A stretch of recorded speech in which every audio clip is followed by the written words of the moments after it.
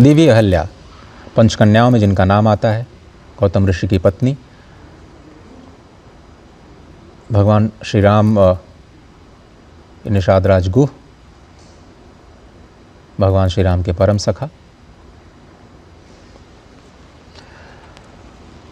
और प्रधानमंत्री नरेंद्र मोदी ने अयोध्या में सरयू तट पर स्थित सप्त मंदिर में पूजा अर्चना की है। यह भगवान श्री राम की जीवन यात्रा के साथ रहे समाज के हर वर्ग से जुड़े लोगों के सम्मान में बनाए गए 7 छोटे मंदिरों का एक समूह है। इन मंडपों में महर्षि वाल्मीकि, महर्षि वशिष्ठ, महर्षि विश्वामित्र, महर्षि अगस्त, निषाद राज, शबरी और ऋषि पत्नी अहिल्या की प्रतिमाएं विराजमान हैं।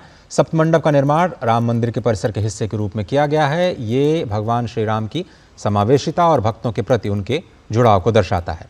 भगवान श्री राम ने गुरु वशिष्ठ से ज्ञान प्राप्त किया तो केवट से प्रेम, माता शबरी से मातृत्व का भाव भी प्राप्त किया।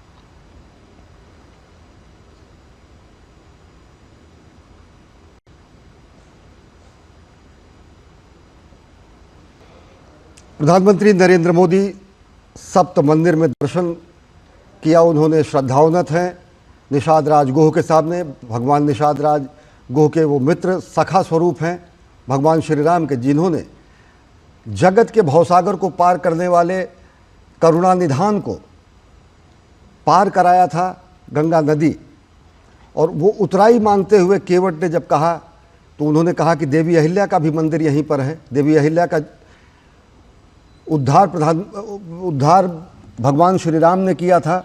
भगवान श्री राम के पद से छूने के बाद देवी अहिल्या का उद्धार हुआ था। तो निषाद राज गुह के मन में ये प्रसंग आया था कि नाव भी उनकी कहीं ना कहीं किसी और स्वरूप में न चली जाए।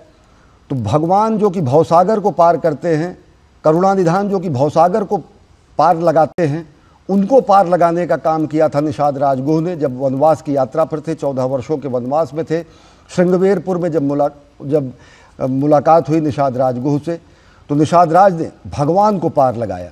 तो यह मित्र भाव में, यह सखा भाव में, यह भक्त भाव में और यह देव और भक्त के बीच अविभाज्य स्वरूप स्थापित करता है भगवान निषाद राज का यह मिलन, जो कि कभी राम नाव पर और कभी निषाद राज ने नाव से भगवान राम को पार कराया। जो भवसागर को पार कराते हैं उनको पार कराने का कार्य निषाद राज ने किया।